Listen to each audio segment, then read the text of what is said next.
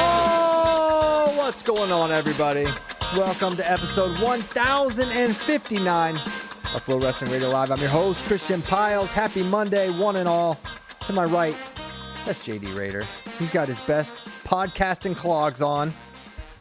To the left, Tyler Meisinger, basking in the glory of another Michigan football victory. Mm-hmm. And to the way left, Andrew Spey. How are you? I'm good. I just came to say hello. Hello. That song was bopping every day in the Champ de Mars Arena. Mm-hmm. And now I hear it on commercials, and it takes me back. Anyway. Do you plan what you're going to say about each of us before the show, or do you just kind of let it come from the heart? It just happens. Okay. I had no idea I was going to say podcasting clogs on this show until I did. I wonder if you're the first person to ever say those two words You've together. called out these clogs on this show before. Yeah. But I've never designated them your podcasting clogs.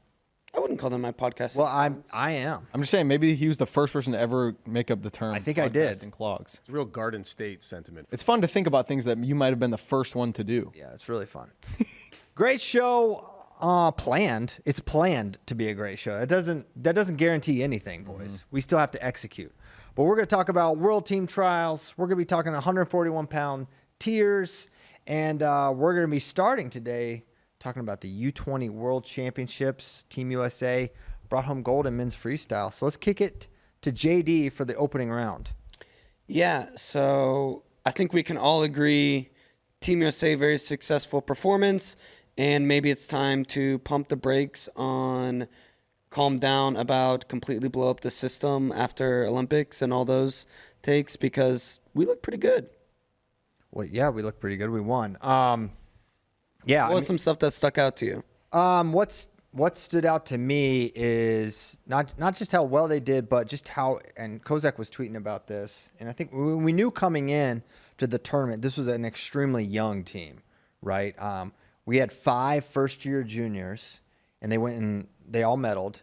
It was Blaze, Bassett, Duke, D. Lockett, and Zach Ryder are all first-year juniors.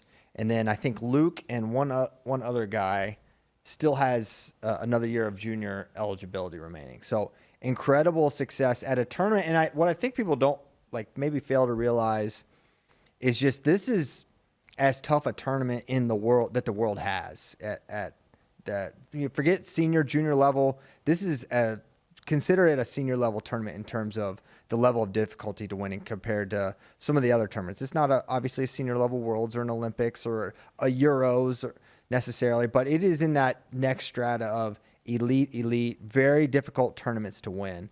And we went there with a really young team and were the runaway winners.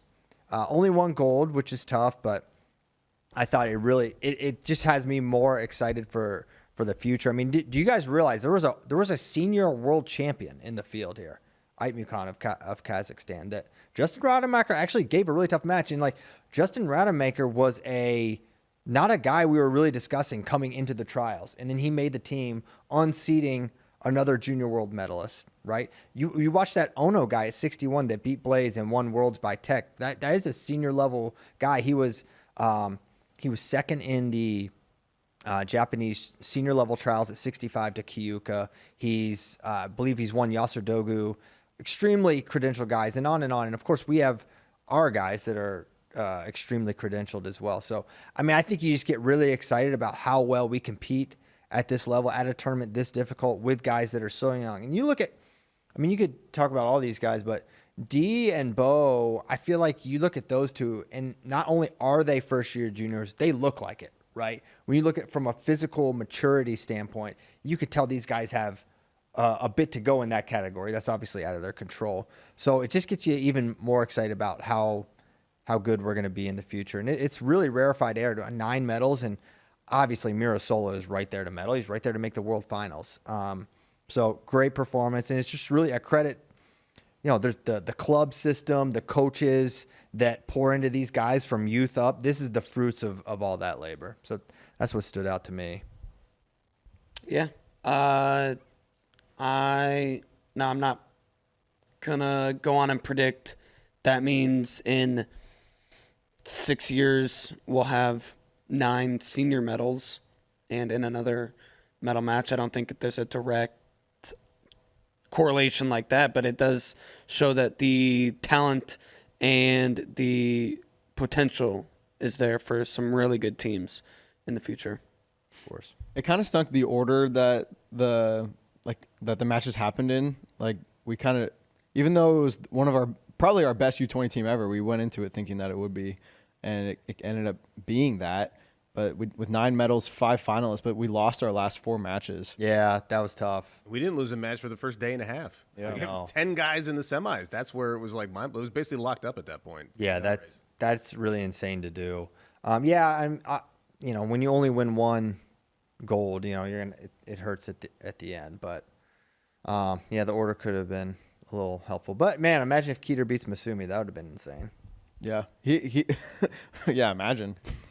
Let's take a moment and imagine that. He took him down. He did take him down. I did not think he would. He wrestled Masumi way better than I thought he was going to. Way better. Way Man, better. Masumi, I have been saying it is the most overrated U20 guy out there because everybody's talking like this guy would automatically be a threat on the senior level. Talk to me in 8 years when he doesn't even make a team because he's going to be behind Zare the entire time. And he's just, Tom overrated. I mean, dude, he beat Mason Paris. Yeah, It was he's beaten the many. same year that Mason took he world beat somebody bronze. that went 0-1 at the Olympics. Beaten a bunch of world, was and he also bronze. beat someone that was world bronze and was right there with Geno. He's beaten. That's not his only win. Mukhtar, He smashed- Yashiko. Yeah, He smashed Nick Feldman last year. yeah. I'm pretty sure he's beaten.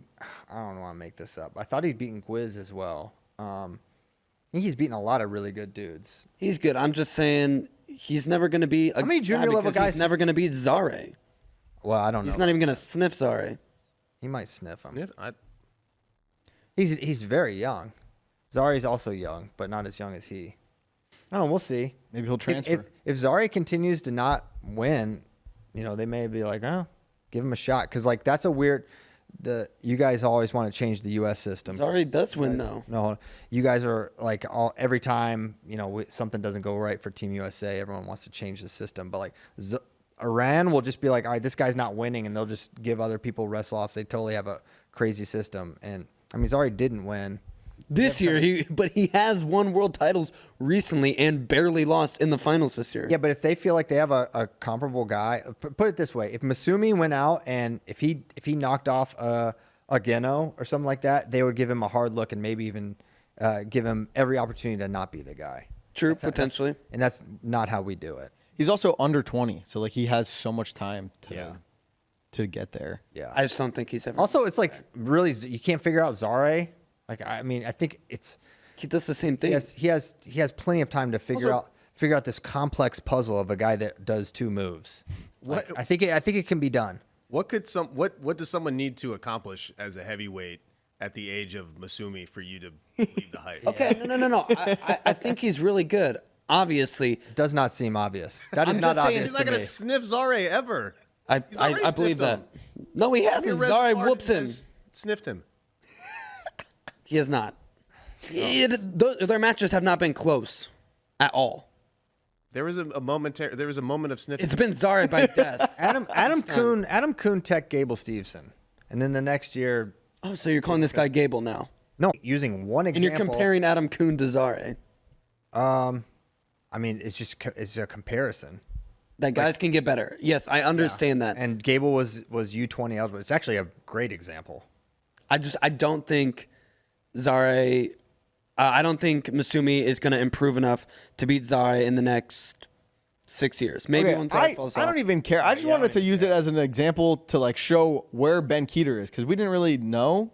Yeah, we don't know. This is a good dude. His ability to keep center with a guy like Masumi was really impressive. Yeah, for especially sure. in the first period. I thought he was going to get moved all around the entire match, and he wasn't. He did a nice job. I was coming in.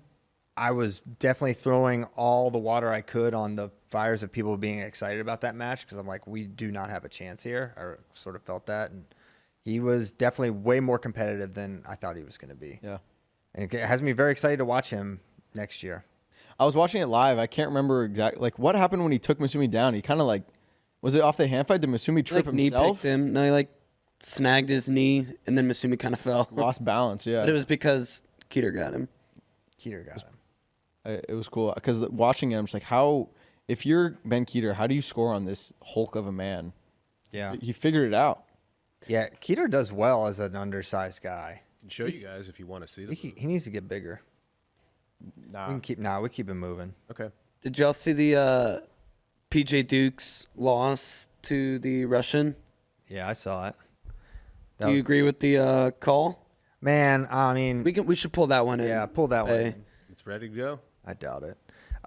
Looking at it. So PJ versus Baitakayev, which first of all, the opening screen here, look at him just laying there. Just this guy he almost ran out of limbs to fake an injury for These it. were the highlights. It was minutes of it was I mean, for American fans that just sort of have a fleeting interest in freestyle, I hate that they watch this match because it is shameful. It is shameful, and it is a black eye for wrestling as a sport that you can do this. It really is a problem that should be addressed, that you can just take unlimited injury time without punishment. I mean, conditioning and fitness is part of this sport, and it should factor in. It should not be the only thing, but it should matter. But there was a final sequence where PJ gets to the edge. It was 3-3, I think, or I forget what the score was. No. 5-5. Yeah. And he needed to get to, we'll see if Spey can find it first. You're getting close. All right. So he gets to this body lock where he was getting consistently and having a hard time scoring. And he takes him out. And I thought maybe the knee was down. I thought 2 was possible there. Probably a 1. Kozak thinks this is just a straight 1, and I'm not mad at it because they stand up here and they blow it. They kind of blow it just. Did, yeah, from like seatbelt. And then after stepping out of bounds, but shortly after stepping out of bounds, PJ throws his opponent for what would be 4 or 5. Here's what I think is true. If PJ just simply runs behind there and clears that wizard, I think they would have given him 2. But because he stood up and back arched, they give it a step out, which to me, that just doesn't make sense from a continuation standpoint. Like, I think if you would let him, and I'm just hypothesizing that they would have let him finish the takedown on the edge. But that's how you typically see that called. But because he sort of stood up to his feet and then he went to... It's like changing direction. Yeah. And momentum. If you just continue to run your feet that same way and score, you might get it versus... Stop, change, we're going another direction. Yeah. We're going backwards instead of to the side. I think they could have went a lot of different directions here. I think 1 is not wrong. I think they could have went 2, and they could have allowed the throw. But they went 1, and he lost 5-5. And it was definitely a bummer because it felt like a winnable match. Although I will say it felt like we were outskilled, but this guy had an absolutely...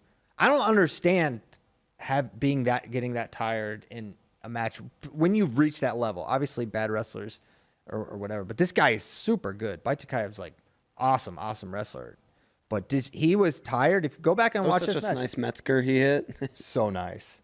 And that body lock is getting. I mean, that's how Dake got countered too from that body lock. Gets Metzgered. It's a great move, but What's the solution to combat injury time? Oh, you should limit it for 1. If you are, my perspective is if you get hurt 2 times in a match, then you're probably too injured. It's for your own safety. I'm worried about you. I'm worried about your long-term health and safety. We should probably end the match and you go on and have a productive life. Blood time's different, obviously. That's out of your control. I think unlimited blood time makes sense, even though there is a limit of blood. You know, Bleeding. You only have That's what it always comes up on the clock. bleeding. But Yeah, you have to do something. As far as, in folk style, particularly in college, it's really punished to take injury time. You give up choice. There's not really a solution that I think is that simple unless you just start cautioning the wrestlers for getting injured, which I don't know if we want that necessarily either. I don't know. But at least at a minimum, you got to limit it, right? You have to have a limited amount of injury time or a limited amount of times you can take injury time. I feel like you could do something like not cautions, because I don't think they should be in the same category as. Fleeing the hold or whatever. Yeah, but if you say, hey, second one is a point, or Yeah. third one is That's a point, great. Yeah. then, and you just keep tracking, you say, hey, you get 1, 2, but third one. How many did this guy actually take? He only took like 2 or 3, but they were long. I'm not sure. Yeah. I mean, About that. only 2 or they were minutes long.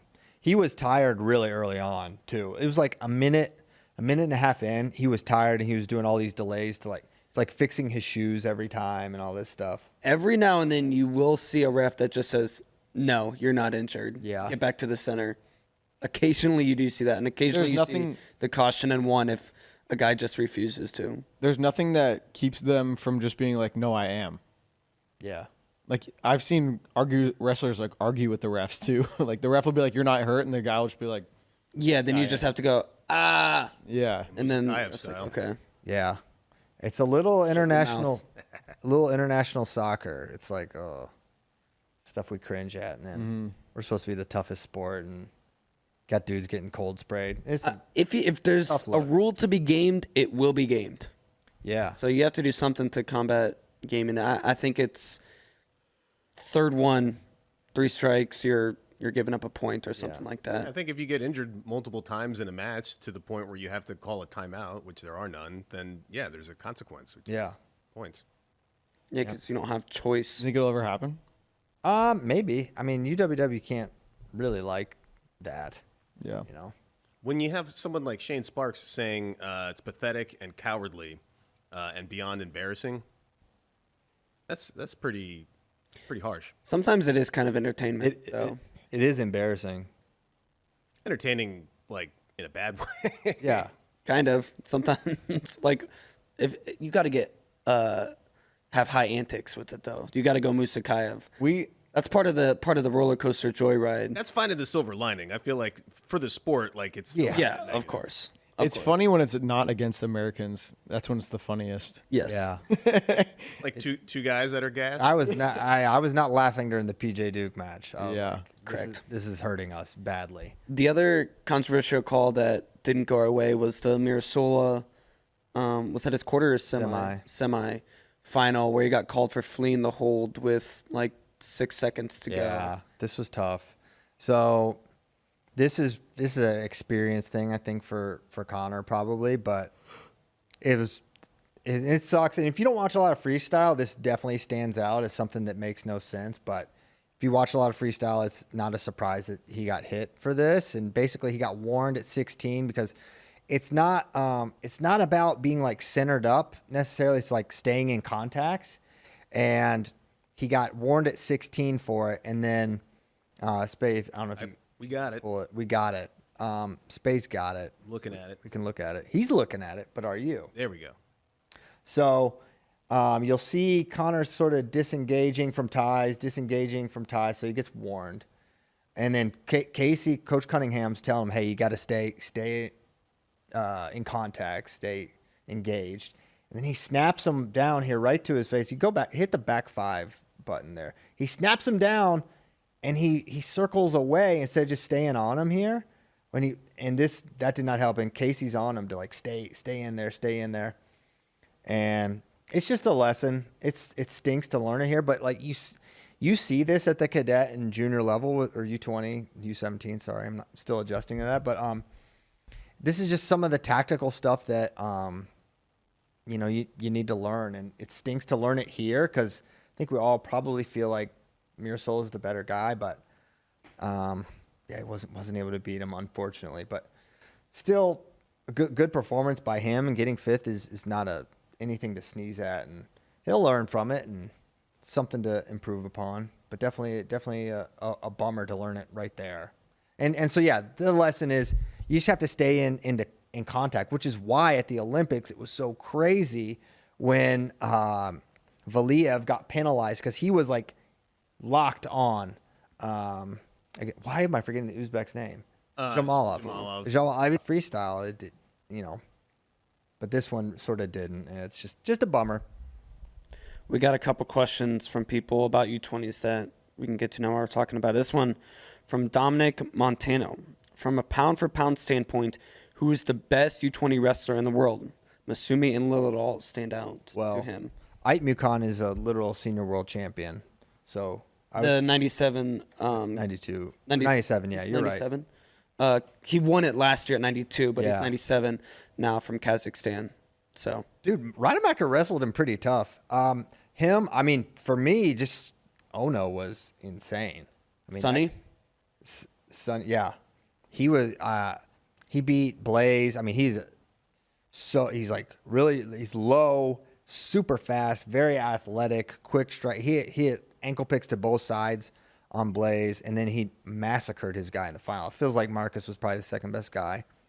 yeah, you mentioned it earlier in the show, but he up at 65 last year, he got second at the Emperor's Cup to Kyuka. Yeah, So he lost to in the finals. As far as like if there's a guy you want to watch and like it's on your radar, like for senior level, that maybe we haven't seen him do it yet, it'd be him. And Luke's good, but I'm not putting him in the Ono. I'm not putting any of the Americans in Ono or Ait Mukon or Masumi's strata because they've just done it at the senior level. Kozak said that that Ono beat the guy who beat Luke in the finals last year to make the team as well. Yeah, Yeah, he's really good. he's really good. The Iranian at 65 that beat the guy that beat Bill Bassett in the semis. He's pretty good. Yeah, And I actually I like the Indian at 57 kg. Lilidol beat him. he's tough as crap though. Ankush, I think is his name though. I've been impressed with him. I think he won U17s last year or the year before too. So he could be a guy that if he can maintain 57, 61, could be a threat in a couple years at the Yeah. senior level. Because Amon's probably not long for 57. Right. At 74 kilograms, the guy that beat D 3-3 he's like a top 20-ish guy. He's beaten Byramov, so he's pretty freaking tough. So yeah, a lot of senior level dudes. This is a really elite tournament. Turkmenistan from out of nowhere, Beganjov. There was another a guy with the same last name. I'm assuming is related, but that was the first. Trying to find the first like Turkmenistan medal in That guy was really good, and man, but you watch that match, Ryder could beat that guy 100%. Like some of the ones we lost were like not ready to win that match, but for Ryder, it's just some of these guys are so tricky when you're on their legs. Like there were just a couple exchanges where it looked like Ryder was like scoring was imminent, and these dudes are just a little. They just give a unique feel for us. That's part of the learning adjustment. Just they train really differently when you're on the leg versus any feel that Ryder gets. But I came away like he lost 6-0, but that was a 6-0 loss where you can see all these exchanges could have gone differently. He wasn't dominated. There was a sequence where it was 2-0 and Ryder was in on the leg and it felt like he was about to score and then he ended up getting scored on. It's like those key situations where it goes from being maybe 2-2 where Zach's winning to flipping it and now he's down 4-0. It's the first freestyle champ of any level, men's freestyle for Turkmenistan. Wow. They have 10 medals overall in all styles and all age levels.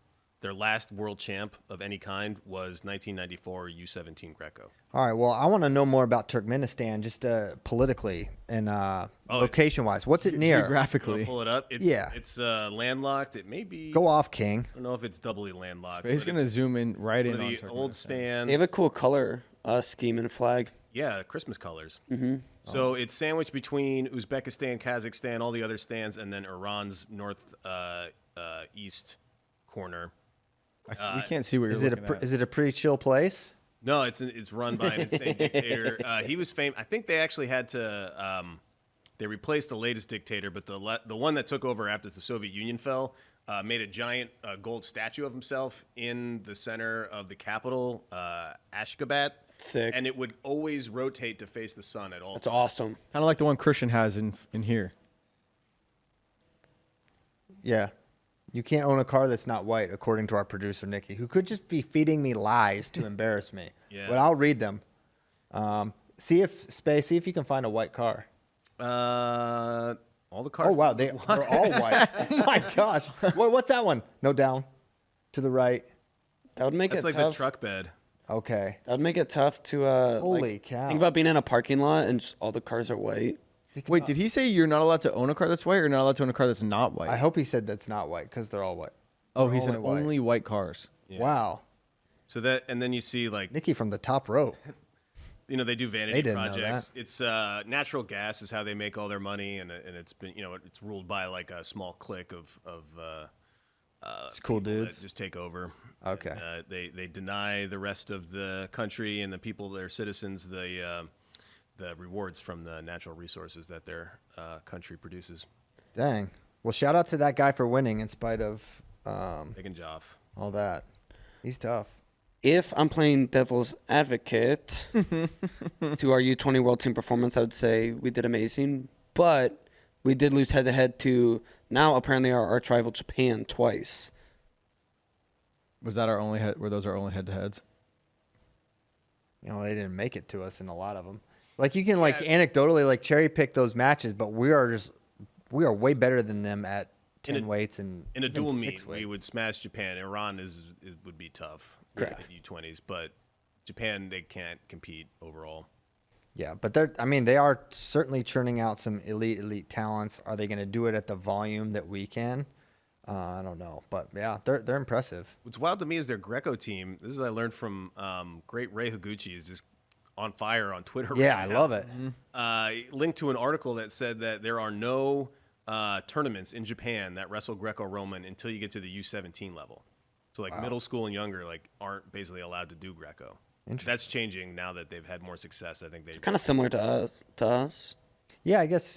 I mean, there are Greco tournaments that they're not outlawed, but obviously folkstyle and freestyle are well more popular for elementary and middle school. Yeah, but I mean, so this is, you would have to have like a governing body that controls all aspects of the sport. There's not a lot of independent tournaments going on, I believe. Right, in Japan. got you. And they simply don't hold, like if you wanted to do Greco at the age of it in the U.S., you could do it in Europe. You're not. Did it give a reason? No. I mean, Ray I'm assuming, Higuchi- safety or whatever. Ray Higuchi very much wants to coach in the United States. So any coaches listening, Well, you should hit Ray up. He really wants to come and train here. He saw how much David Taylor was getting paid and quoted it and was like, anyone have any jobs in America? Y'all got any of them jobs? First of all, no one knows, about the validity of the. Someone posted, and The reported graphic. You can screenshot anything and post it. Well, where did you screenshot? They don't know. In a year, we will be able to look it up officially, Maybe. as Oklahoma State is a public institute. Yeah, you can FOIA those documents. I wouldn't be surprised if someone already has their hand on the contract. Yeah. I'm going to make a graphic. I wouldn't that be says- surprised either. I'm going to make a graphic that says Spey's making $1 million a year and just post it. Wow. Yeah. Let's do that. Stacking that paper. Another question we got, this one from Crosshairs at Eyes on Gold. How surprised would you be if you found out everyone medaled at U20s except Mirasola? I think for any of these guys, if they don't medal, no one's jaws should ever hit the floor. Like I just think the margins are so. Oh, for Connor, though? Yeah. Well, I would have been super surprised if I heard we won 9 medals. It doesn't matter who didn't medal. Yeah. Take that aside. Just winning 9 medals is pretty insane. In my head, I penciled him in early. Yeah, I mean, I penciled him in, but We kind of talked about it on a show in June. It was like at a non-Olympic weight, you think that maybe Yeah. some of these other countries don't have the same focus, and we have this guy Connor who's really good. yeah, I don't know. We have good guys not medal in the past. That's true. I don't know. It doesn't Tough shock me. tournament. He wouldn't have been the first one I thought of if I found out that one guy didn't Oh, you medal. probably would say Rademacher, just Yeah. because it's his first one, right? And Aitnukon's in his weight. Yeah. Ryan Warner got you and some other people a little fired Lock up. him up. Yeah, hashtag lock them up. Is it time? Is it time to lock them up? But his tweet was, what if we took this U20 team, locked them in a room, and only let them wrestle freestyle for the next 4 years? Would they be better or worse than the traditional route? So it's time for the old folk style versus freestyle debate. The traditional route being not locking under 20-year-olds in a room. Okay, well, I think I would agree. That's non-traditional. correct. So yeah, I would. So are we trying to improve upon the gold medal results, the first place results right now? Yes. Okay, got it. So we're first. We're the best, and our U17s are the best.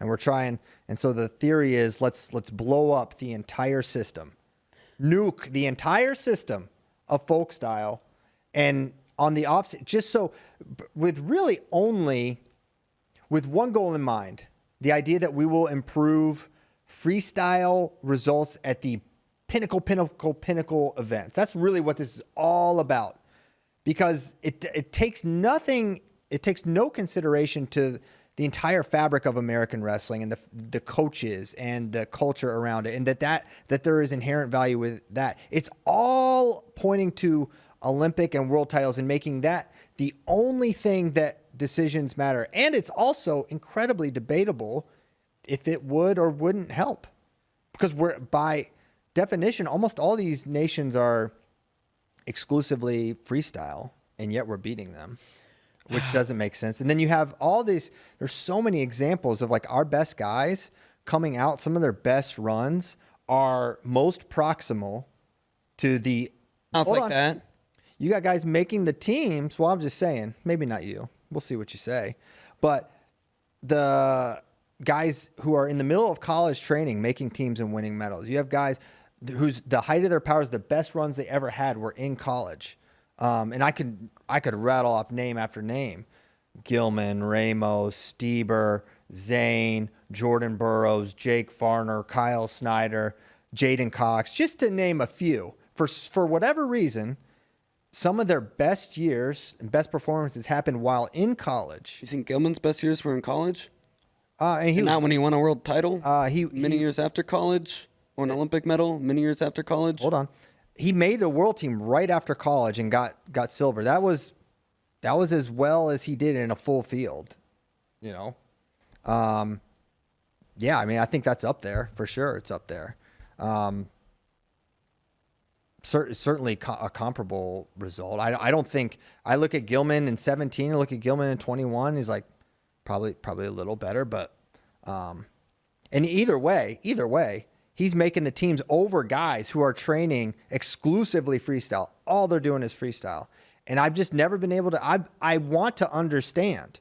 Everyone tells me that just training freestyle is such a huge advantage and it would help us so much. Yet I keep finding all these people that are training folk style during the season beating those guys. And unless you're just saying their pedigrees are so much better than, I just don't understand it. Help me understand why this happens. Why is Dayton Fix making world teams in the middle of his college career and winning world silver medals? Okay. My take is it's like prohibition. Like you can't. That's the best opening line. You can't. It's too late now to go back and redo it, and make everything freestyle.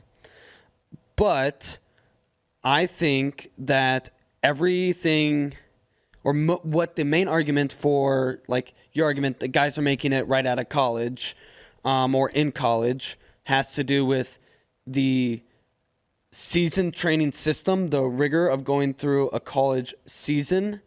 And it isn't because guys are arm bars or escapes, stand-ups from bottom. It's the season and the structure of going through a college season. And a lot of times your best age athletically in the sport of wrestling is 22 to 25. That's just going to be your athletic peak for a sport like wrestling. Now, I'm not saying we should nuke the entire system like you said.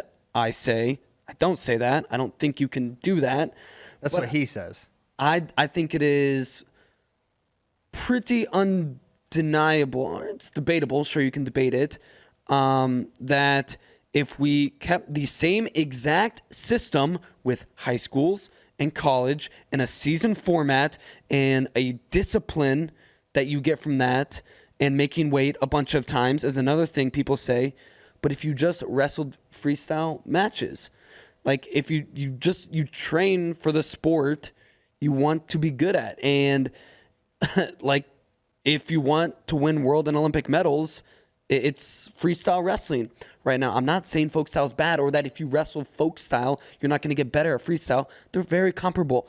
Of course you are going to get better at freestyle wrestling if you're training folk style. That's undeniable. But there's a reason as soon as you're done with college, you stop. You stop training folk style wrestling because that's no longer the goal to win a national title. It's to win a world and Olympic title.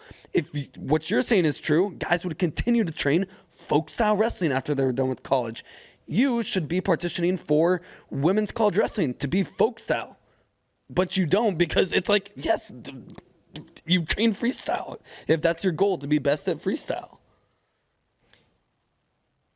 I think no matter how good U.S. gets, if they ever just start blanking everybody, winning like 9 out of 10 golds and just crushing everybody, Russia, Japan, Iran, all comers, I don't think there will, and we keep the system as is, and we just get that good in the next 10 years, 20 years, whatever, you will never see another country go, hey, maybe we should adopt folk style to get better and catch the USA. You say, hey, maybe we should adopt. They steal our stuff. They steal a lot of our folk style technique. You watch Those are Tazudinov. freestyle moves. Tazudinov. If they work in freestyle, they're freestyle moves. That's nothing to steal. Can I Practice all them. Also, if you're going to try to get good at the guitar, you may play the bass as well. You may learn some other stuff, but you spend what I did. most of your time practicing guitar to become the very best guitar player. You don't say, I'm going to become the best bass player in the country, and then... Actually, I would advocate that starting with the bass is, I mean, this is not really... Oh my God. But if it's not the point he's going to make up, I would actually disagree. I think starting with bass is a great entry-level way to learn music and learn rhythm and learn notes. So I would actually... or disagree. piano or I would whatever, disagree but with then that. when you try to become the greatest guitar player, you don't spend like 90% of your time or 50% of your time playing bass when you're in your 20s. So many of the best soccer players in the world, in Brazil, this is huge. They spend a great deal of their time training futsal, which is, I don't know if you guys know what that is, but it's basically an indoor sort of soccer league with no out of bounds. There's no offsides. The rules are a little different. And they attribute this as to being a huge part of their improvement and growth and why they're so good and why they develop some skills. And that's not it's not apples to apples, but by your logic, they should only be training outside, not 9-on-9 or whatever it is in soccer, Never said 11-on-11. Well, I don't think you can just say by your logic, it's like a direct comparison to this soccer game you're talking about. what? You're saying by his logic that they should be doing the exact No, by the same. logic that you should just be training freestyle if you're trying to be best at freestyle. Every country has other styles that they are native in Iran and India. They have Kushti. A lot of people in other countries in Europe do Greco and freestyle, and they start with gymnastics. So we're not saying eliminate every other sport but freestyle wrestling or every other technique. We're saying that if you want to be the best at freestyle, you should probably do that in your formative years, high school and college. Predominantly, but you can do other stuff to help. Just like you don't strictly wrestle to get better at wrestling. You do conditioning, you do sprints, you lift weights, you do gymnastics. Like it all helps. It makes you better. I want to bring us back to the question because I Locking feel like people in rooms is really what we need to do. I feel like the question got distorted into, oh, how do we become like the best? But no, the question is, if we only train freestyle, would we be better or worse? And I think the answer is we'd be better. Like, unless you really think that folk style makes you better at freestyle, which I think I would completely disagree with. That's the position you have to take if you think that that's that's better. I think it would only be 0.5, 1% better, but there's no way they're That is- worse. I know. The 1% is what matters. Like 1% maybe. I'm aware. 1% maybe you win, you beat Ramazanov if you're Aaron Brooks, in the semifinals. Like 1%. I'm not gonna say when that, you're holding on to a leg in folk style, that if you hold on to it, even if you go to your back, you don't lose. Now in freestyle you do. It's those like muscle memories that are built up that shine in like those moments. Don't blame. Hold on. Don't blame folk style for bad tactics. Hold on. Don't blame folk style for bad tactics. You have to know the tactics of the sport. Okay, hold on. Wait, I don't even want you to make this argument because I want you to go back and tell me, do you think that folk style makes you better at freestyle? Yeah, absolutely. Oh my goodness. Of course it does. No, wrestling folk style makes Yeah. it better at freestyle. They're very comparable. Okay. You think that someone who trains freestyle their entire life, if you took the same person, you cloned him, one wrestles freestyle their whole life, one wrestles folk style and then freestyle. I don't know. We see it all the time. Guys that wrestle a bunch of folk style and freestyle beat guys that wrestled freestyle their whole life. Yeah, of course We we see a lot of it. cloning. I don't know. Of course we see it, but at the end of the day, like course we see it. the best guys that train freestyle are going to be better than the best There's guys that train something- folk style. This is we're making a dish. There's something in the recipe that's working really, really well for America. Okay, there's different parts of it. We didn't do as good as Dagestan did at the Olympics. Yeah, they're maybe the They're training freestyle. You think they're training folk style? Sometimes they beat us. Sometimes we beat them. What are you talking about? I mean, like, we beat them plenty. They got way more medals than anyone else at Worlds. Yeah, we not Or at the Olympics. the Olympics, and yeah, we didn't have a great Olympics. Like you're just falling into the trap of the trap of the recency of one thing. Like we're right there with the Russians. That's proven. We're not as good as them yet. We've made. I mean, think of where we were 15 years ago, and look at where we are now. And now we want to. You want to change everything. There's something Where we are now because of RTC systems and because there's more freestyle coaching. Right. What RTC systems poured into all the look at U20 and U17. They're all training at RTCs. What are you Come on. talking about? Are you really giving the RTCs credit for those guys' success? These guys have been at clubs and elite training, not the But RTCs. a big reason that they're able to train No. freestyle. Dude, 5 guys on the team were Nittany Lion Wrestling Club guys. Who are going to Nittany Lion Wrestling Club to train with the best guys, the best freestylers. You're taking where they've been the last 6 months and attributing that success to what they've been doing their entire lives. It doesn't These hurt. guys haven't been okay. You don't. It's not just the last place, the last rumor. Well, that doesn't. Are you that's not going to where tell me that you don't think that Josh Barr jumped levels going and training in the Nittany Lion Wrestling Club? Of course. But Training freestyle the whole time? if you just Okay, well, he was training folk style too. During Yeah. folk style Yeah, season. Well, freestyle he this was summer? wrestling folk style matches this year. Yeah, that's true. I know. There's something in the sauce, and y'all want to change it up. And I No, we're not saying we want to change Whoa. it up. yeah. I think you are. I said you can't change. I'm saying if you make the argument, give a guy This a is too quad, circular. a quad to change. We did it. Hold on, I don't think we did it. I barely got to talk. You give a guy 4 years, and he either trains folk style and freestyle, or he trains only freestyle. The guy, if you train freestyle, it's better for your freestyle career. I haven't seen that. I mean, there's a lot of examples where that's not the case in America. I could find I don't want to. yeah, but you've never put a guy in a college system where it's Oh yeah, the exact They same never thing. tried communism the right way. No one ever did communism the right way. You got to do it the right way, and it would be good. You can't well, compare that's insane. it like a guy that's from insane. a guy who when he's 20 to 24 is different than when he's 24 to 28. Like we haven't seen it. Maybe one day. and we never will. Hey, in the chat, this has been getting a lot of traction. CP, you got Adam Fellers on your side. He definitely thinks folk style helps us. Unfortunately, literally everybody else is saying the Kozak is in here fighting the fight. And, They can all fight.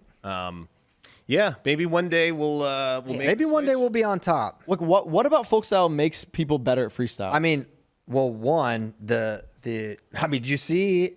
Look at if there was a slight restriction on the amount of you were able to fake injury, PJ Duke maybe techs by Takayev. so it on made him pure- worse. Well, listen, Okay. the pace killed him. He did not have the skill to make up for how good that guy was. So you're saying folk style pace is what makes us Pace, better. physicality, toughness is our American intangibles. You can't replicate that in freestyle. don't know. Iranians and Indians wrestle I that think it's way. just part of it. And they train freestyle. They're looking up at us.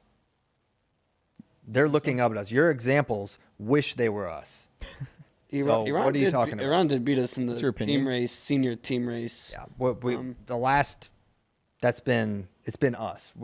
If you had to take the last 2 quads, we're better than Iran. And you don't think that's a symptom of the college season again, like we kind of talked about? You think it's only because of folk style? What college season did PJ Duke have? What about folk style College inherently makes us like in better shape? Well, I mean, there's no breaks. It's harder to win a match. It's harder to get off the mat with dominantly. It's just more. There's just more exertion involved. Whereas freestyle is a little more. It's a little more technical, maybe you would say. It's a little more. It favors better athletes, I would say.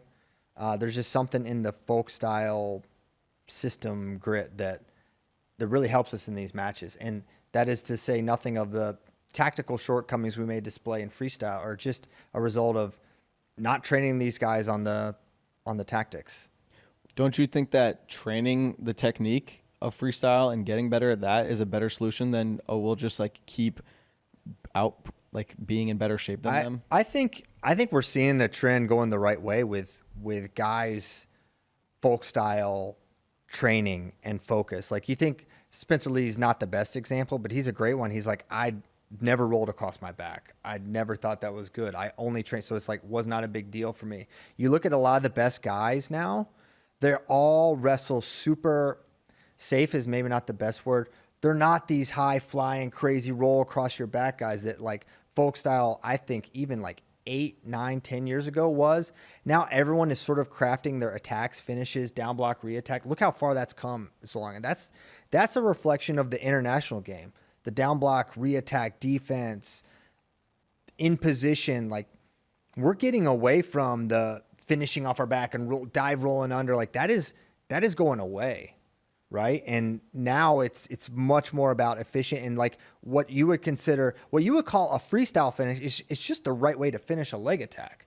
The right way to finish a leg attack is not to go across your back, or not to get extended and smushed out, and that's the way you should want. That's Ben Askren. That's the way. Ben would agree with me.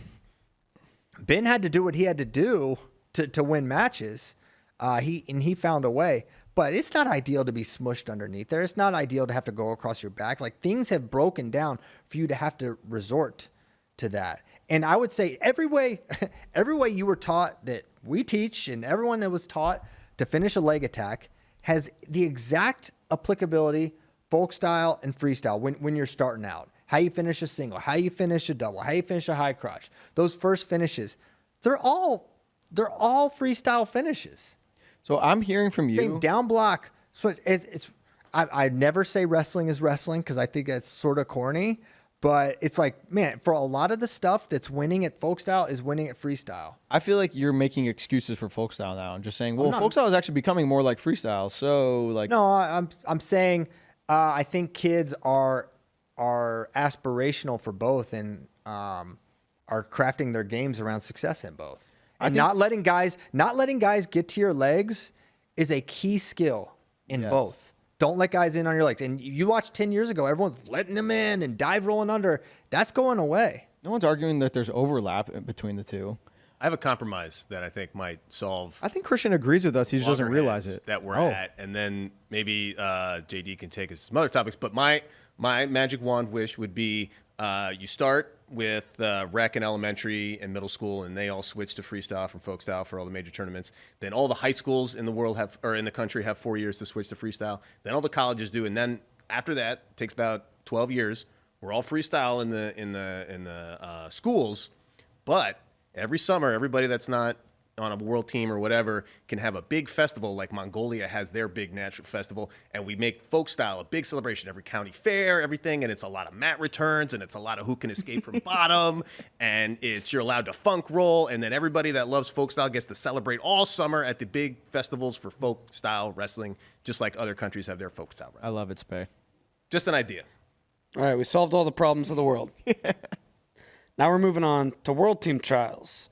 Those are coming up this weekend. Omaha, Nebraska entries really kind of, or they were picked up, but we got some more big names since our last show on Thursday. Who were some of the big names that we saw enter this weekend? I can't hear the name.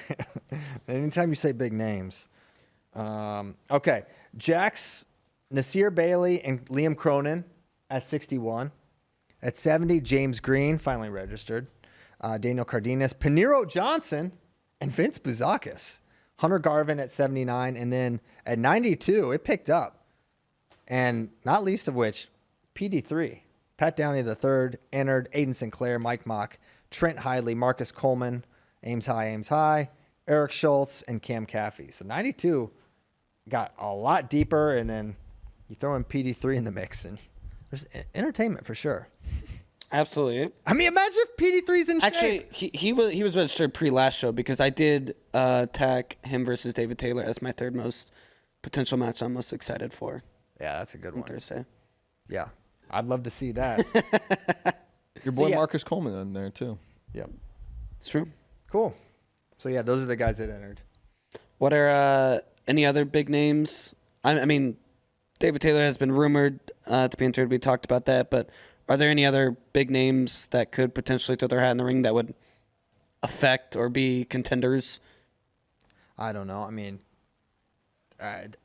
mostly college guys. I feel like all the senior level guys that are in the mix. I mean, could Joey McKenna enter at 70? Maybe, but I don't know.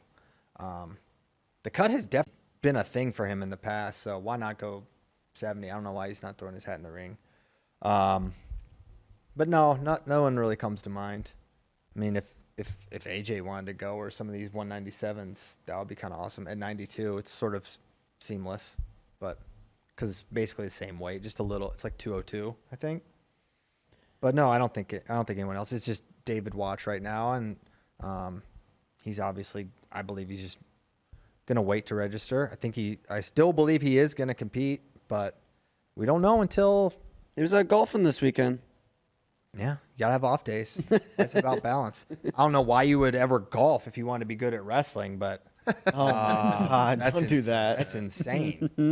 Why would you spend any time at all doing anything other than You can't get people riled up like this and then get angry when they argue with you and continue to bring it up. I just want him to take this seriously for once. I mean, does the guy want to be good? I know he should have been training folk style If he wants to be the best golfer in the world, he probably should spent way too much time training wrestling. He should do a lot of putt.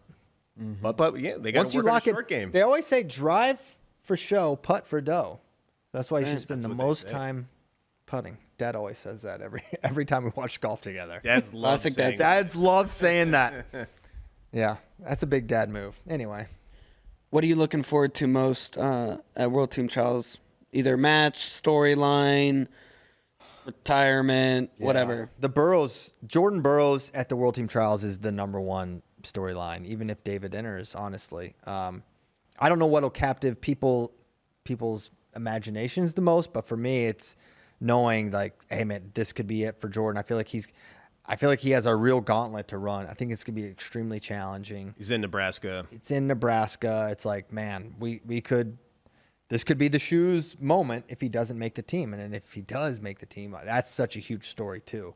So if Jordan Burroughs retires, that's huge. And I believe he will if either this tournament or the World Championships will be it. But so to me, that is so big. And he's got a lot of rivals in here that he's contended with in the past, not least of which Chance Marsteller. A potential rematch there would be huge. I think both guys are going to have their hands full just to get to that point.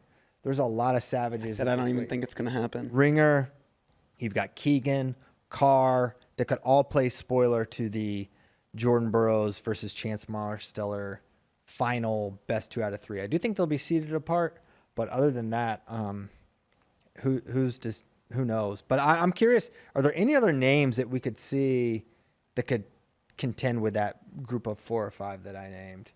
I think that's tier one. It doesn't seem like it. It seems like That's the top guys that Kennedy Monday. I would say Kennedy Monday. Kennedy Monday. Evan Wick's a bit of a wild card, just if he can get things going because of his length and his height is a unique advantage. Other than that, there's some really interesting guys enter, but those are the big things, the big guys that you covered. What I didn't realize before doing a little research is that Ringer beat Chance at the Olympic team trials. Yeah. It was 4-3. I don't remember watching that match. I don't know if you guys had any more insight on that. I know Tyler, you're a I don't left-key remember. guy. I don't remember watching it either, but I remember just like seeing the result. I think we were probably filming a video or something. Yeah. Like, filming So I it or got something. Chance and Jordan as the 2 top guys there to meet. But to JD's point, and you mentioned it too, CP, there's some hammers in there. Yeah. No easy paths. Yeah, Burroughs is the story of the weekend for everything we mentioned because it's everything. It's not just a match.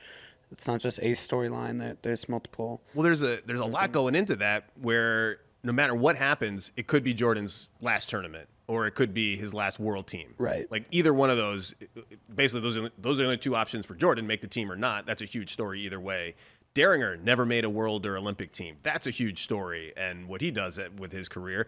And then Chance Marsteller making his first world team when he had so much in his personal life to overcome that his life was a mess. He was arrested, opioid addiction, and then he makes his world team, but then he doesn't have the tournament that he wants out there. Goes 1-1. So whatever happens there, those three guys are all huge stories, and it's all going to happen one way or another.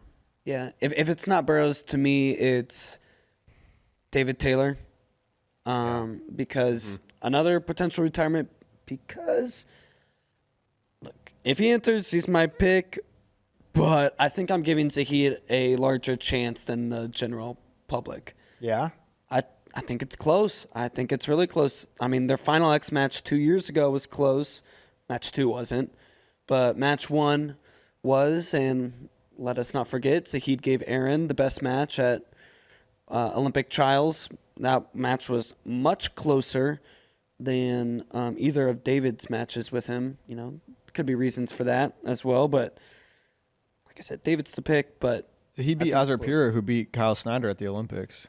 yes, he did. He medaled at this weight. Now, I think, and we'll get into a full-on preview more on Thursday, so I don't want to break it down too much, but David will be bigger than Zahid if he enters. Yeah. So even though Zahid's done it at that weight, I'm wondering. I don't put too much stock into that. I'm wondering if 92 over the last little bit became actually the weight for David. And we don't really know for sure, but he talked a lot about the weight cut coming into the trials, right? And the water load and all that stuff. So maybe he's not an 86 in the same way he was. And your body's going to react differently as you age as well. That's kind of crazy when you think about how long he was a 74 and how he outgrew 86 if he did. Yeah, it's like 2 or 3 years at 74, and then he moved up, and he was small, and then he got bigger. But yeah, no, I think David's a huge story. 61. I mean, I'm excited to see these young guys, Marcus and Jax, how they do, but also like, what's Dayton look like after definitely turnover at Oklahoma State and his training situation. Is it something you see a difference already, or is it going to take a little more time, or is Dayton kind of who he is? I'm curious about that. Like, how does he match up against Nishan, who really he beat him in a way that really surprised me at World Team Trials. Nishan, you never know what you're going to get, right? He is unpredictable, but he for sure could make this finals. DeSanto's always doesn't know how to wrestle a boring match, right? So there are a lot of fireworks there, and then I think 70 has incredible depth. There's so many good guys there, and at the same time, I was reading Kozak's preview, and he just has it Green over Pantaleo, which is like super chalk and like James Green, right? Even though a little element of unknown there, just because we hadn't seen him much at all, and then we saw him at Olympic trials, and he went 0-1, which he's done each time because he's not a 65, but he keeps trying. But at 70, that's where we've seen him have a ton of success. So also lost to Mendez, who had a really good tournament. Yeah, for sure. So it's not like he lost. 70 may be the deepest bracket. Just looking at eyeball and entries, the biggest number, and then there are so many All-Americans that are all piling into that weight class. There's like landmines everywhere. I feel like Bryce Andonian is good enough to win it, but he's just too crazy to not do something totally insane in one of his matches and just lose. But he's going to be a lot of fun to watch. Obviously, I'm high on Caleb Larkin. He needs to make like the 5th play or whatever, have as many wrestle back. Yeah. He has to go all the way. We need like a round robin or 4 or 5 matches with Andonian minimum. Yeah. Max Ardonian. Yeah, it's a pretty big bracket. I think 70 has the most entries. You said that you talked about James Green's 65 performance. When he came out of retirement, he said like the focus is 70. 100%. He didn't come out of retirement to try to make the Olympic team. He said like, I think 65 kilograms is kind of like an afterthought for him. Yeah. At the Olympics. No, it's exciting. Yeah, for sure. That's been the plan. All right, our third straight show of tiers, which means 141-pound tiers this week. I made my tiers this morning. I've got tier 1, Andrew Liras, Jesse Mendez, Bo Bartlett. Tier 2, big tier 2. Hardy, Jack, Apple, Limley, Vombar, Edmund, Jameson. So I would Tier 3, Tier 3, long pause. Coderham, Vasquez, Tal Shahar, Titus, Belton, Cornell, Latona. Okay. I think tier 2 should be smaller. I would stop it after Limley. I know he didn't place. I know Vance Vombar did, but I feel like Sergio, Kale, Ryan Jack, and Brock Hardy had really quality, consistent years. I felt like Vance, Josh Edmond, and Taggins moving up, I believe, to 49. But even if he is in there, I feel like those guys. Taggin was like 3-5 to finish the year. Von Bar has some wild L's. Is it Taggin or Tagan? It could be either. I think it's Taggin. Okay. There's no way to. I'm surprised you said that because that was my initial thought. But then I looked at Taggins' wrestle stat and I was like, man, this guy has some wins. Yeah, he's got some wins for sure. Part of He's that, too, good. was also another year. He was a freshman, redshirt freshman last year. Another year of improvement potentially under him. He's gonna be better for sure. I think you look at a guy that had a year like that, and you could say freshman, inexperienced to finish like that, but to me that says the weight caught up with him. That's what that says to me when you see a guy have a really, really solid year and then at the end have that kind of a fall off. So that was my read on it. And reports are nothing confirmed, obviously. I was surprised to see Josh Edmond in tier 2. Yeah, I'd take him out. If I was going to separate tier 2 and 3, it would be Hardy and Jack, and then a separation for Happel, Limley, Von Bar, Edmond. I don't know. I feel like Happel and Limley are really proven. Limley has one weird loss, but like Vance and Josh and Taggin all have some kind of wild ones. And I also feel like they're the guys you would give them a shot against the tier 1 guys. I don't think you would give I don't think you would give Vance Von Bar, Josh Edmond a shot against Andrew Alirez, Jesse Mendez, or Bo Bartlett. That's fair. Sure, but And I think that we all spiritually know that. but if you tell me Sergio Limley's not on the podium this year, but Edmond or Von Bar is at like 7th or 8th, I'm not surprised. I'll be sad because Sergio is one of my favorite guys to watch. He's really, really Sad, fun. not surprised. I'll be sad and I would be surprised. Every time I'm sad, I'm surprised. I mean, I think he does make the podium, but especially just the way NCAAs falls, it's like I just think there's not enough separation yet from Sergio to where he doesn't drop 2 matches at NCAAs where these guys get Josh Edmond wins 3 close ones, ends up 8th. Sergio gets into, crazy match, drops it maybe when he should win. Maybe he wins 80% of the time. Yeah. But The only thing for me is like who did Josh Edmond beat? he beat Happel. Oh. I think he had 1 or 2 other decent wins, and Happel owned Brock Hardy last year. Yeah. Beat him twice. Yeah. What do we think? Well, I would say this. Don't forget Echemendia could still go down to 41. Yeah, we talked about that. I don't think he's doing it. That's fine. But then, yeah, he would be in tier 2. I'd put him in tier 1. I might too. I'd put him in tier 1. I don't know. Why not? I think on the results, you might be right. But spiritually. In my mind. Correct. Yeah, I would agree with that. Because, he lost to some guys in that tier. He lost to Kale Happel. He lost to some dudes. But I feel like in what he can do and you think of the match he gave Mendez and Real Woods, like, whoa. There are not many guys who were doing that last year. Absolutely. He's definitely a guy you're giving a shot against any of these guys Spiritually. in tier 1, but could definitely drop a match to Josh Edmond Yeah. in a duel. Yeah, they just try to throw each other the whole time. Right? But then he could go out there and beat Alirez, Mendez, or Bartlett. Yeah. I think that Bo Bartlett should be in tier 1, but if a listener is like, why is Bo Bartlett in this tier? Beat Jesse Mendez twice last year. Twice? Once. Is what I said. Mm-hmm. But if he beat him the other time, it would have been twice. It's true. See? Close. Okay. I mean, listen, the guy was on a match, a title-winning double leg. Mm-hmm. Head up, hips in, just like ready to finish. And then he lost. He would have won in freestyle. Freestyle. Freestyle national champion. That's right. Anyway, so yeah, 41's interesting because it's like that. Who else could enter tier 1? Like, so last year, coming into the season, I was like, Brock Hardy is going to get up into that group, right? Because he had these crazy matches with Real Woods. We watched him at U23s. He looked awesome. And he just had a good year, a really good year. But I'm still saying it could happen. We pull the tiers up just so the fans could see him, Nikki. It could happen. Be able to pull him up. He's a guy I think could maybe beat one of these guys, but I don't feel maybe great about him winning his semi and final. Yeah. You know, beating Bo Bartlett and Andrew Alirez. Yeah. You know, I think or whatever, however the seeds play out. Like he wins in the duel, but then can't do it at NCAs. I could see Sergio. Lendl Dude, I was about to say Sergio. back in tier 1. I could see him knocking off Bo Bartlett. I mean, he beat Real Woods last year. He had some close matches with Bo Bartlett. Yeah. He lost him like 5-4 once, 7-5 at the duel. Yeah. How did it go? Did Mendez beat him up pretty bad? They didn't wrestle.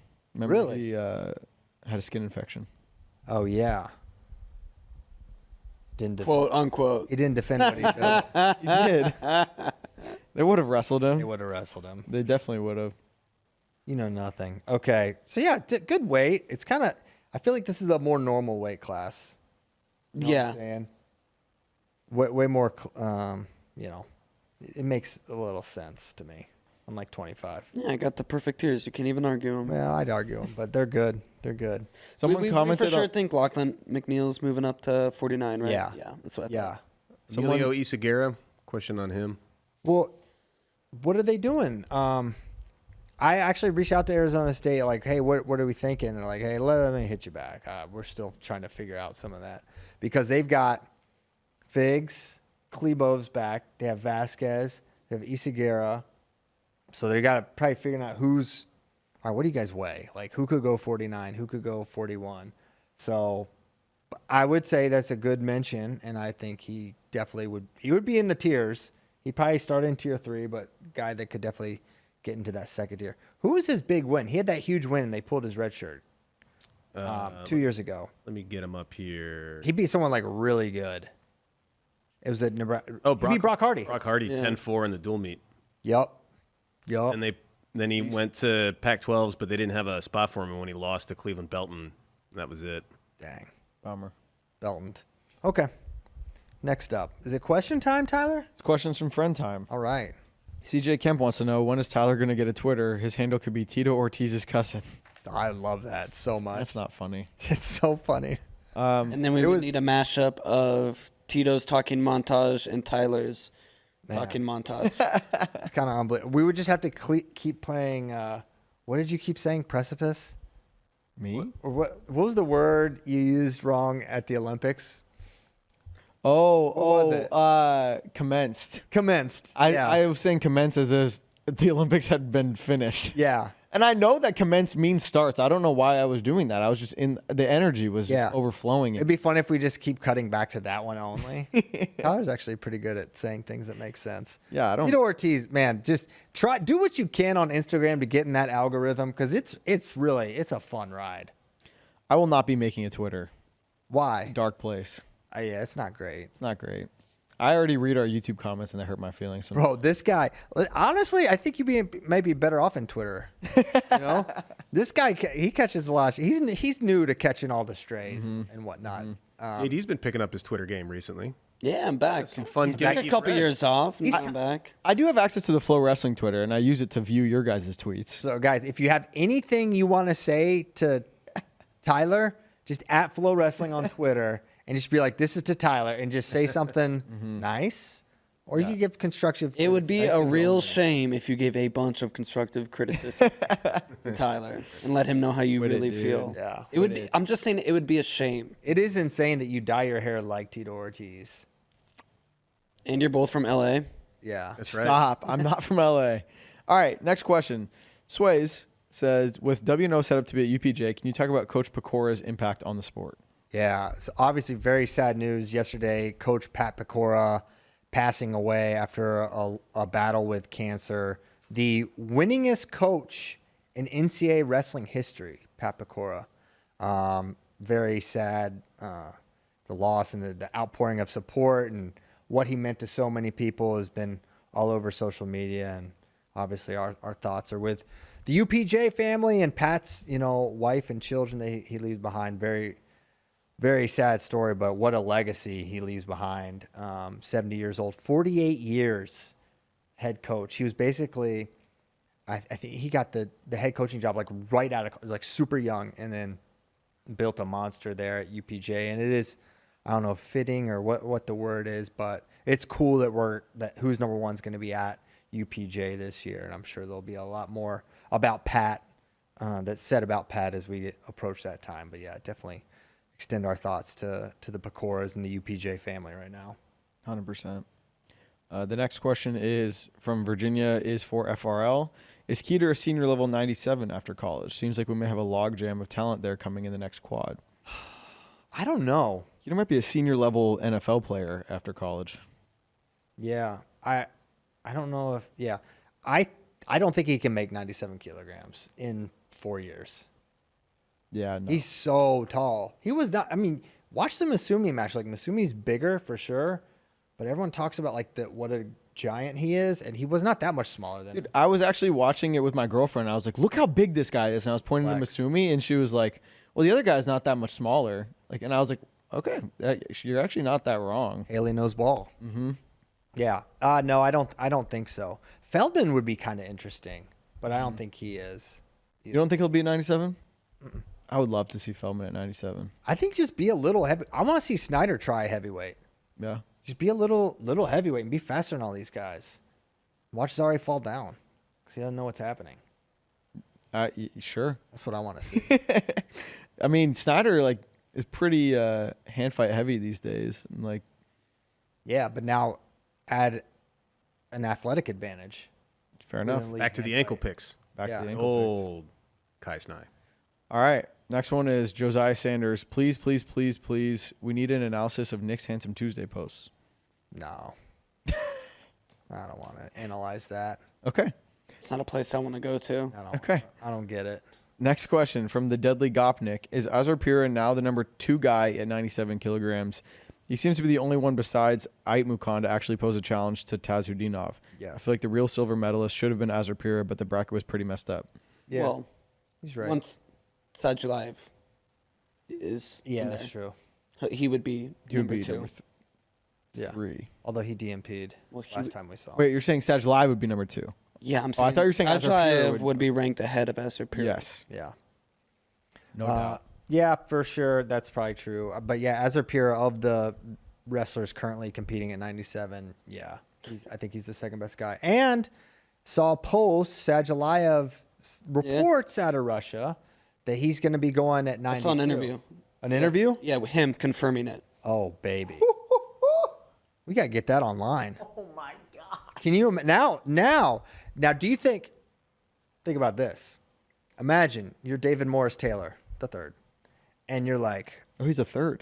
They cloned him. There've been 2 for others. the purpose of our experiment. So he could go out. He could end his career. This is how these guys think. He could make the team, beat Zahid, reigning world medalist at 92, and he could go and beat Sadulayev.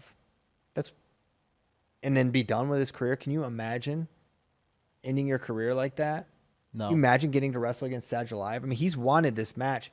That's for Rushmore time. He has wanted this match for a long, long time. And now, what do we say about David Taylor's legacy if he makes this team, wins Worlds, and beats Sadulayev? I will say Sadulayev did say, if I'm able. Oh, why would he not be able? I So hope he's he okay. kind of left that back door open. Yeah, everyone's. Why say that Oh, then? man. Why? Oh, in an Well- interview, he's going if he's able. If he's able, that's true for every wrestler. I will go if If you're Right. not able, you Yeah, don't go. my plane. He's just doesn't- leaving that open in case David makes the team. Did we have 4 golds? 1 Olympic? Sadulayev? David? Oh, David, yeah. So 18, That would be his 5th. 21, 22, 23. Yeah. Be 5. Many of them over Yazdani, and then 1 would be over Sadulayev. So, like, Those does wins that- alone put him. I mean, that's crazy. Does Yeah, that win over Saj Live, would it put him above anyone with more goals than him for you? Probably. Would that be recency bias? I would have to look at it all before I weigh in, but yes, I mean, likelihood. I'm not gonna say who he goes ahead of. I feel like he's already like close to Burrows. It becomes a conversation. I mean, people forget how loaded 74 was Burrow's first like 4 or 5 years. Like he was thwarting off legends left and right, Including David Taylor. including David Taylor, Kyle Dake, I know. Andrew Howe, and then I remember. internationally, Dennis Sargouche, multiple world champion. Godarzi would have been a guy without his back injury and was still extremely elite. Sabalov still And out beat here. Yazdani, who Taylor beat multiple times. He never wrestled, wrestled him. him. What are you I know. He lost. He couldn't make it to him. In 16. Okay. Yeah. I know. I'm playing devil's advocate. I'm don't just say saying. that. Well, I'm just saying. Yeah. Sounds like your team take. I also love just. I don't know. I think it's a conversation. I'm not there yet. Yeah, I'm not there. I mean, if he won, it becomes a conversation. He's got to do it. Anything can become a conversation. That's true. Right. You can conversate about how your likelihood of beating me in a match, I actually wouldn't conversate about that. but I'm smart. they could. Yeah, that'd be stupid. It'd be a conversation. From Jay on Twitter, he said, "What is Stanford's ceiling this year? I think top 10 is very possible for them." Yeah, top 10 would maybe be around their ceiling. They've got a lot of they're scrappy. They're gonna be a really good dual team. But you see a lot of teams that sort of fit this description. A lot of guys ranked. A couple in the top 10 or top 5. You got Cardenas and Garvin returning AAs. Nico Provo was ranked number 1 at a point last year. But you could also see a sad blood round. You see a lot of good teams with sad Friday nights in the blood round. So it'll all come down to that round probably. But yeah, I think top 10 is very possible for Stanford. But I also mentioned, because it could be built into this question, that they expect Aiden Valencia to wrestle. I do not expect him to wrestle. I think he's going to redshirt. He would help them a lot, but I think he's redshirting. So Stanford, yes, very good team this year. Agreed. Next one is USA Wrestling testing the step-out point with using girls' preseason nationals. Yes. I don't know what that means. USA The Wrestling. answer is yes. USA Wrestling. Preseason. So they're the wrestling folk style, but with the step out at Okay. preseason nationals. Yeah. Hopefully that show. I mean, I hope that has an impact on things, but like I think USA Wrestling could change it to a folk style step up, but I feel like that would not have the NFHS and NCAA. No. I don't think they're going to look at that and be like, well, USA's doing it. Yeah. I don't think it'll have an impact on that. It's a tough time to be an advocate for the step out penalty, which I am, because of grounded in the way it's called internationally. Brutal. It just is an easy target for people to say, oh, and then we turned into this. I'm like, well, I don't want that either. I want something that is not out there right now. Yeah. We could just take out grounded. Yeah, I mean, absolutely. It should be taken out back and shot. It's a horrible rule. We debated this a couple Encourages weeks ago. Encourages bad behavior. Last question. Barry says, if no weight class changes, what would your thoughts be about making 61 the Olympic weight and 57 the non-Olympic weight? I think you'd have a that lot of would happy kill 57. 57. I think you'd have a lot of happy 57 kilogram. Yeah, we'd have like 8-man brackets, I bet. Who's going? Yeah, I mean, Greco has this basically with 55 is the non-Olympic weight and 60 is the Olympic weight. And Greco guys are notoriously lighter than freestyle guys. Those are smaller humans, as we've learned. No, I think it'd be awesome. I don't think we'd see many guys at 57 in America. You know, it'd be tough. In the world. There'd be a lot of college guys there that are still small, but yeah, I think it'd be great. I wish the first weight was 60 for men's freestyle, to be honest. Would Spencer go 57 non-Olympic years? I don't think so. I think he'd probably get big and go to the Olympic weight, if I had to guess. I think pragmatically, I think that makes a lot of sense. Mm-hmm. So yeah. Those are all our questions. That's the end of questions from What's fans. happening in the chat? I want to do something where we're like looking at the chat during the show. Sway says Tyler should get a MySpace because you're afraid of Twitter. Does that even exist anymore? Yeah. You can still make a MySpace I made page? that up. I don't think you can. Okay. Dang. Great. Bummer. All right. I can show you what's going Spey, on. in the chat. when people went to your MySpace when you were in college, what song played? I don't remember at all. I just remember using it like all my friend, like nobody wanted to be my friend on MySpace because I would just try to troll them. That was back in my troll days. So That's just so like funny. It's kind of like how no one wants to be What do you your mean that friend was back in today. your troll days? Just kidding. Hey, you're the greatest troll I've ever known in my life to this day. I do. I think he's good now. You should have seen him in his prime. of trolling. He's washed. Dude, now. you must have been incredible then because like people didn't even understand it was happening. Now everyone's like, now everyone calls everything a troll. D3 a lot of people still don't football.com and understand. D3lacrosse.com were my two favorite places, and that's how I ended up with the the Twitter handle Yaroslav Hasek because I would have to keep cycling through different screen names because I kept getting kicked off those message boards for trolling because I clearly went in there just to get parents, athletes that are D3 athletes, their parents mad, and it wasn't that hard. Athlete parents are often easily excitable. My favorite place to troll is Facebook Marketplace. Have you done something? It's tremendous. It's Wasn't so that much where who's the Barstool guy? Yeah, KB No Swag. Yeah, didn't he It do was a ton of- Craigslist. You do Oh, that was Craigslist. Craigslist. Oh my gosh, It was those were so good. incredible. That was so funny. He would feed lines that were like almost like a setup. Where Yeah, it would it be was like he'd be like, I miss her, and then people would be like, how much? And he'd be like, I miss her so much. But people were just, like wanted to know the price of like how much the thing he was selling. Yeah. And he would just take it the other way. Tanner Huffman, any updates or rumors on Blaze's recruitment? Blaze is a ghost, man. I don't know.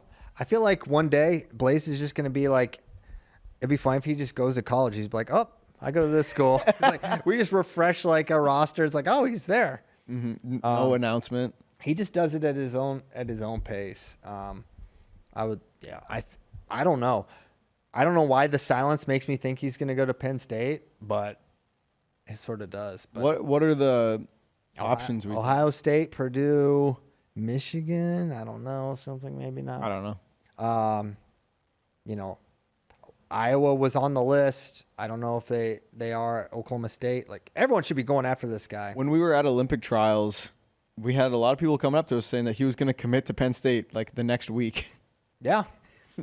Remember, I am sitting in the stands next to his grandparents. His grandparents said, like, all right. He's like, I was like, well, if he does it, then yeah, that guy, I think that guy was a little frustrated that I didn't just take it as Oklahoma State. Yeah, Oklahoma State might be an option for him. were they, I can't Not remember his if top six. So they were not in his, Penn State, Ohio that was- State, Iowa, Michigan, Cornell, and Purdue. Yeah. But he released his top 6 before David Taylor got hired. yeah, Something of note. that is definitely, It's also before we released the Kevin Dresser reel last week, so Yeah, maybe true. that influenced his decision. And now he realized he might want to go to the great area code of 515. 515. 515. Almost as good as 512, where outlaws reign. Okay. Well, I think the show's over as far as I'm concerned. Yeah. What do you say? I think we're done. We can adjourn. We can commence. We can commence. Allow me to commence Finally. this show. That was pretty good. That was perfect, James. That was good. Thank you guys so much for tuning in. We're going to be back on Thursday. Full World Team Trials preview breakdown. Maybe we'll have some new registrants. Maybe not. Did he just make it really dark? Is he like creating the illusion they cut the lights off on us? That would be a very Nicky move. Is he playing the song? He's playing the intro song. Oh, the intro. Nicky. Yeah. You got in his head. You told him not to mess up the intro, and he's been nervous all show. And then he got the intro right, but then what happens with the outro? He turns off the lights, plays the wrong song. What are you gonna do? He's a Bears fan. Thank you guys so much. We will see you on Thursday. Come heck or high water. Have a great Monday, y'all. See you next time. Goodbye.